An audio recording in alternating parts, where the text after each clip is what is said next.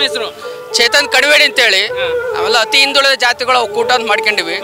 ಹಂಗಾಗಿ ಇವತ್ತು ಶೋಷಿತ ಸಮುದಾಯಗಳ ಜಾಗೃತಿ ಬೃಹತ್ ಸಮಾವೇಶ ದುರ್ಗದಲ್ಲಿ ನಡೀತಿದೆ. ಎಷ್ಟು ಜನಕ್ಕೆ ಕಾಂತರಾಜು ವರದಿ ಬಗ್ಗೆ ಅರಿವಿದೆ ಅನ್ಸುತ್ತೆ ಇಲ್ಲಿ ಬರೋರಿಗೆ? ಮೊಟ್ಟ ಮೊದಲಾಗಿ ಅರಸು ಅವನೂರೊಬ್ಬ ಹಿಂದುಳಿದ ಸೂರ್ಯಚಂದ್ರರನ್ನ ನೆನಪು ಮಾಡ್ಕೊಳ್ತಾ, ಇವತ್ತೇನಾದರೂ ಹಿಂದುಳಿದ ವರ್ಗಗಳ ಬಗ್ಗೆ ಏನಾದರೂ ಒಂದಿಷ್ಟು ಸೂರ್ಯದ ಮತ್ತು ಚಂದ್ರನಂತ ಬೆಳಕು ಚೆಲ್ಲಿದ್ದು ಅಂತಂದ್ರೆ ಮೊಟ್ಟ ಮೊದಲಾಗಿ ಅರಸು ಅಂತ ಹೇಳ್ಬೇಕು ನಾವು. ದೇವರಾಜ ಅರಸುವನ್ನ ಮರೆಯಂಗೇ ಇಲ್ಲ. ಒಡೆಯರಾಗಿರ್ಬೋದು, ದೇವರಾಜ ಅರಸು ಆಗಿರ್ಬೋದು, ಅವತ್ತಿನ ಕಾಲದಂಥ ಅವನೂರು ಅನುಭವಿಸಿದಂಥ ಕಷ್ಟ ಇದೆಯಲ್ಲ, ಅವನವರು ಎದುರಿಸಿದಂಥ ಘಟನೆಗಳಿದೆಯಲ್ಲ, ಅದೇನಾದರೂ ಇವತ್ತೇನಾದರೂ ನಡೆದ್ರೆ ಅದು ಹಿಂದುಳಿದ ವರ್ಗಗಳು ಯಾವ ಮಟ್ಟಕ್ಕೆ ಹೋಗ್ತಾರೆ ಅಂತ ಎಲ್ಲ ಗೊತ್ತಿದೆ. ಆದರೆ ಅವ್ರು ಕೊಟ್ಟೋಗಿರ್ತಕ್ಕಂಥ ಶಕ್ತಿಯನ್ನು ಹಿಂದುಳಿದ ವರ್ಗಗಳು ಭಾಳ ಅಚ್ಚುಕಟ್ಟಾಗಿ ಉಪೇಕ್ಷಿಸ್ಬೇಕು ನಾವು. ಯಾಕೆ ಅಂತಂದರೆ ಶೋಷಿತ ಸಮುದಾಯಗಳಿಗೆ ಕಾಂತರಾಜು ವರದಿ ಅನ್ನೋದು ಅದನ್ನು ಜಾತಿ ಗಣಿತ ಅಂತಾರೆ. ಅದು ಜಾತಿ ಗಣಿತ ಅಲ್ಲ ರೀ. ನನ್ನ ಸಮುದಾಯದ ಶೈಕ್ಷಣಿಕ ವರದಿ ಅಂತ ಹೇಳಬೇಕು, ನನ್ನ ಸಮುದಾಯದ ಸಾಮಾಜಿಕ ಸ್ಥಿತಿಗತಿ ವರದಿ ಅಂತ ಹೇಳಬೇಕು, ನನ್ನ ಸಮುದಾಯದ ಔದ್ಯೋಗಿಕ ಉದ್ಯೋಗ, ರಾಜಕೀಯ, ಸಾಮಾಜಿಕ, ಶೈಕ್ಷಣಿಕ, ಸಾಂಸ್ಕೃತಿಕ ಮಟ್ಟ ನಾವು ಯಾವ ಹಂತದಲ್ಲಿ ಬದುಕ್ತಾ ಇದೀವಿ ಅನ್ನೋ ವರದಿಯನ್ನು ಕೇಳಿದೆ ಅದು. ಹಂಗಾಗಿ ಅದನ್ನು ಜಾತಿ ಗಣಿತ ಅಂತ ಏನು ಹೇಳಬಾರ್ದು ನಾವು. ಕಾಂತರಾಜು ವರದಿಯನ್ನು ನಮ್ಮ ಸಮಸ್ತ ಶೋಷಿತ ಸಮುದಾಯಗಳು ನಮ್ಮ ಶೈಕ್ಷಣಿಕ ಮತ್ತು ಸಾಮಾಜಿಕ ವರದಿ ಅಂತಲೇ ಹೇಳಬೇಕು. ಅತ್ಯಂತ ದೊಡ್ಡ ದುರಂತ ನಾವೆಂಥ ಅಜಾಗೃತ ಸಮಾಜಗಳು ಅಂತಂದರೆ, ಕಾಂತರಾಜು ವರದಿಯ ಬಗ್ಗೆ ನನ್ನ ಅತಿ ಸಣ್ಣ ಸಮುದಾಯಗಳಿಗೆ, ಕಾಯಕ ಸಮುದಾಯಗಳಿಗೆ, ಈ ಕುಂಬಾರ, ಕಂಬಾರ, ಮಡಿವಾಳ, ಬೆಸ್ತ, ಈಡಿಗರು ಮತ್ತು ಕುರುಬರೇನ ಈಗಿರ್ಬೋದು. ಆದರೆ ಗ್ರಾಮೀಣ ಭಾಗದಲ್ಲಿ ಅವ್ರು ಇನ್ನೂ ಕೂಡ ಉತ್ತರ ಕರ್ನಾಟಕ ಹೋದರೆ ಅದರ ಇದೇ ಗೊತ್ತಿಲ್ಲ, ಗಂಧಗಳಿಗೆ ಗೊತ್ತಿಲ್ಲ. ಅತ್ಯಂತ ಅಜಾಗೃತ ಸಮಾಜಗಳು ಏನದವೆ, ಹಡಪದಾರ ಆಗಿರ್ಬೋದು, ಸವಿತರಾಗಿರ್ಬೋದು, ಮಡಿವಾಳರಾಗಿರ್ಬೋದು, ಎಳವರಾಗಿರ್ಬೋದು, ಇವೆಲ್ಲ ಕಾಯಕ ಸಮುದಾಯಗಳು ಏನಿದಾವಲ್ಲ, ಇವಕ್ಕೆ ಈ ಕಾಂತರಾಜನ ವರದಿನೇ ಒಂದು ಡಿಕ್ಷನರಿಯಲ್ಲಿ ಒಂದು ವಿಮರ್ಶಾತ್ಮಕ ಪದ ಅಂತ ಅನಿಸ್ಬಿಟ್ರೆ, ಇನ್ನು ರಾಜಕೀಯ ಪ್ರಾತಿನಿಧ್ಯದ ಬಗ್ಗೆ ಇನ್ನೆಲ್ಲಿಂದ ಬರಬೇಕಾಗುತ್ತೆ ಅವ್ರ ಧ್ವನಿಗಳು. ಹಾಗಾಗಿ ಕಾಂತರಾಜು ವರದಿ ಅನ್ನೋದ್ರ ಬಗ್ಗೆ ಮೊದಲು ಸರ್ಕಾರ NGO ಮುಖಾಂತರನೋ, ಟ್ರಸ್ಟ್ ಮುಖಾಂತರನೋ, ಅಥವಾ ಸರ್ಕಾರಗಳ ಹಿಂದುಳಿದ ವರ್ಗಗಳ ಇಲಾಖೆ ಇದೆ, ಅದರ ಮುಖಾಂತರ ಪ್ರತಿ ಹಾಸ್ಟೆಲ್ಗಳಲ್ಲಿ ಇವತ್ತು ನಮಗೆ ವಿದ್ಯಾರ್ಥಿಗಳಿದ್ದಾರೆ, ಪದವೀಧರ ವಿದ್ಯಾರ್ಥಿಗಳಿದ್ದಾರೆ, ಶಿಕ್ಷಣ ಇದೆ. ಆ ವಿದ್ಯಾರ್ಥಿಗಳಿಗೆ ಕಾಂತರಾಜು ವರದಿಯನ್ನು ದಯವಿಟ್ಟು ಕೂಡ ಅವ್ರಿಗೆ ತಿಳಿಪಡಿಸ್ಬೇಕು. ಯಾಕೆಂದರೆ ಕಾಂತರಾಜು ವರದಿ ಜಾರಿ ಆಯಿತು ಅಂತಂದರೆ ಏನಾಗುತ್ತೆ ಅನ್ನೋದ್ರ ಬಗ್ಗೆ ನಮಗೆ ಅರಿವು ಮೂಡಿಸ್ತಕ್ಕಂಥದ್ದು ಯಾರು? ಅವ್ರ ಮನೆಯಲ್ಲಿ ಇರ್ತಕ್ಕಂಥ ವಿದ್ಯಾವಂತರ ಯುವಕರು.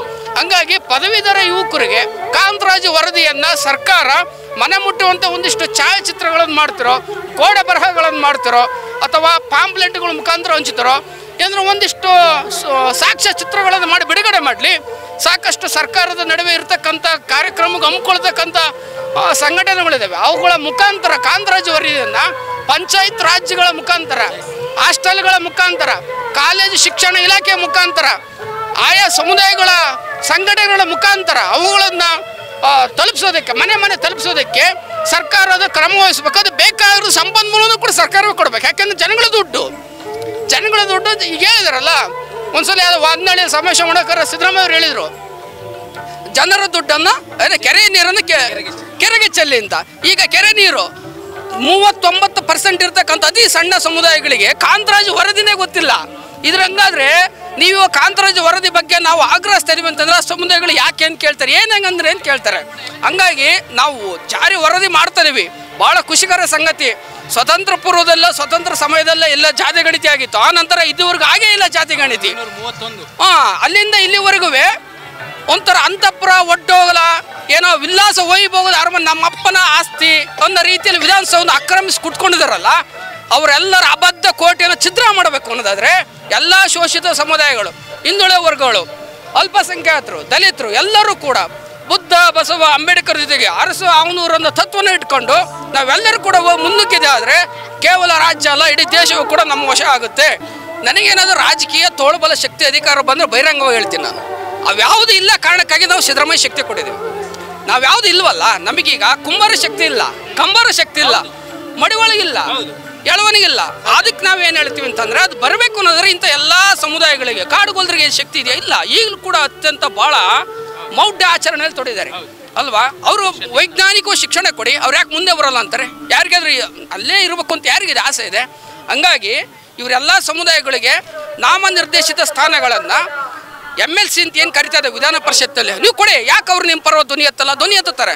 ಆವಾಗ ಏನಾಗುತ್ತೆ ಅಂತಂದರೆ ಇತರೆ ಹಿಂದುಳಿದ ಎಲ್ಲ ಸಮುದಾಯಗಳು ವಿಧಾನ ಪರಿಷತ್ನಲ್ಲಿ, ವಿಧಾನಸೌಧದಲ್ಲಿ, ನಿಗಮ ಮಂಡಳಿಗಳಲ್ಲಿ ಬೇರೆ ಬೇರೆ ನಾಮನಿರ್ದೇಶಿತ ಸ್ಥಾನಗಳಲ್ಲಿ ಜಿಲ್ಲಾ ಮತ್ತು ತಾಲೂಕು ಮಟ್ಟಗಳಲ್ಲಿದ್ದರೆ ಸಿದ್ದರಾಮಯ್ಯನಂಥ ಹಿಂದುಳಿದ ವರ್ಗಗಳ ನಾಯಕಿಗೆ ಶಕ್ತಿ ಬರುತ್ತೆ. ಆವಾಗ ನೀವು ಹೇಳಿದ್ರಲ್ಲ, ಈಗ ಅತಿ ದೊಡ್ಡ ದೊಡ್ಡ ರಾಜಕೀಯ ಸಮುದಾಯಗಳ ನಾಯಕರು ಮಾತಾಡೋದಕ್ಕೆ ಶಕ್ತಿ ಬರೋಲ್ಲ ಅಷ್ಟೊಂದು. ಅವಾಗ ಈಗ ಏನಾಗುತ್ತೆ ಅಂದ್ರೆ ಒಬ್ಬ ಕಂಬಾರನೋ ಒಬ್ಬ ಕುಂಬಾರನೋ ಅತಿ ದೊಡ್ಡ ರಾಜಕೀಯ ಪ್ರಾಬಲ್ಯ ಇರತಕ್ಕಂಥ ಸಮುದಾಯಗಳ ವಿರುದ್ಧ ಮಾತಾಡೋಕ್ಕೆ ಶಕ್ತಿ ಬರಲ್ಲ. ಆ ಶಕ್ತಿ ಬರಬೇಕು ಅನ್ನೋದಾದರೆ, ಆತನಿಗೆ ರಾಜಕೀಯ ಶಕ್ತಿ ಬರಬೇಕು ಅನ್ನೋದಾದರೆ ಸರ್ಕಾರ ಆತನಿಗೆ ನಾಮನಿರ್ದೇಶಿಸಿ ಸ್ಥಾನ ಕೊಡಬೇಕು. ಆದರೂ ಬಂದರೂ ಕೂಡ ಬರೋಕ್ಕಾಗಲ್ಲ. ಒಬ್ಬ MLA ನೀವು ಗೆದ್ದರೂ ಕೂಡ ಒಬ್ಬ ಸಾಮಾನ್ಯ ಎಳವ ಗೆದ್ದಿರ್ಬೋದು ಅಂತ ಅಂದ್ಕೊಳ್ಳೋಣ, ಒಬ್ಬ ಕಂಬಾರ ಗೆದ್ದಿರ್ಬೋದು, ಒಬ್ಬ ಕುಂಬಾರ ಗೆದ್ದಿರ್ಬೋದು, ಮಡಿವಳ ಗೆಲ್ಬೋದು. ದೊಡ್ಡ ರಾಜಕೀಯ ಸಮುದಾಯದ ವಿರುದ್ಧ ಮಾತಾಡೋ ಶಕ್ತಿ ಬರಲ್ಲ. ಎಕ್ಸಾಂಪಲ್ ಪುಟ್ಟರಂಗ ಶೆಟ್ಟಿ ಎಂಥ ದುರಂತ ಉಪ್ಪಾರರು. ಅವರು ಸಚಿವರಾದ ಸಂದರ್ಭದಲ್ಲಿ ಯಾವುದೋ ಒಂದು ಹಗರಣ ಬಂತು ಅಂತೇಳಿ ಅವ್ರ ಮೇಲೆ ಇಡೀ ಎಲ್ಲ ಮುಗಿಬಿದ್ರು. ಯಾಕೆ? ಹಿಂದುಳಿದ ವರ್ಗ ಅಂತೇಳಿ. ಅದೇ ಇವರು ಬೇಕಾದಷ್ಟು ಮಾಡಿರೋ ಹಗರಣಗಳಿಲ್ವಾ? ತೆಗೆದ್ರೆ ಬೇಕಾದಷ್ಟು ಇದಾವೆ. ಆದರೆ ಇವ್ರ ಮೇಲೆ ಯಾರು ಮಾತಾಡಲ್ಲ. ಯಾಕೆ ಮಾತಾಡಲ್ಲ? ಪ್ರಬಲ ಸಮುದಾಯನ ಕಾರಣಕ್ಕೆ ಮಾತಾಡಲ್ಲ. ಹಂಗಾಗಿ ನಾವು ಈ ಥರ ಧ್ವನಿ ಇಲ್ಲ ಅನ್ನೋ ಕಾರಣಕ್ಕಾಗಿ ನಾವು ಸಿದ್ದರಾಮಯ್ಯ ಕೊಟ್ಟಿರೋ ಧ್ವನಿಯ